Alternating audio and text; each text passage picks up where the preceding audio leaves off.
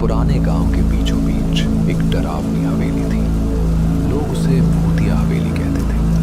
दिन में भी वहां सन्नाटा छाया रहता था, लेकिन रात होते ही हवेली से रोने की आवाज, पायल की झनझन और किसी औरत की डरावनी हंसी।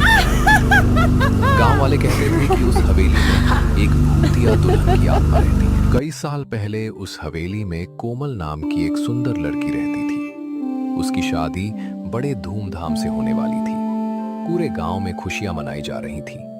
कोमल लाल जोड़े में दुल्हन बनी अपने दूल्हे का इंतजार कर रही थी। लेकिन शादी की रात एक भयानक हादसा हो गया। जब दूल्हा बारात लेकर हवेली की तरफ आ रहा था, तभी कुछ डाकुओं ने रास्ते में हमला कर दिया।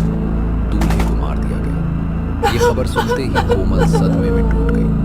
उसी रात हवेली की ऊपरी मंजिल से कूदकर अपनी जान दे दी। उस दिन के बाद हवेली बदल गई। लोगों ने कहना शुरू कर दिया कि कोमल की आत्मा आज भी दुल्हन बनकर हवेली में घूमती है। जो भी रात में उस हवेली में जाता, वो कभी वापस नहीं आता था। गांव में अर्जुन नाम का एक लड़का रहता था। उसे इन कहानियों पर विश्वास नहीं था।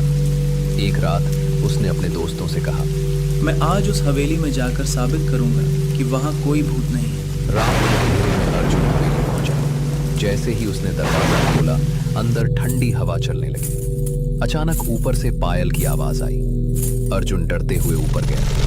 वहां उसने दुल्हन को खिड़की के पास खड़े देखा। उसका चेहरा सफेद, आंखें लाल थीं और उसके हाथों में खून लगा था। दुल्हन धीरे से बोली, क्या तुम मेरे दूल्हे को वापस लाए हो?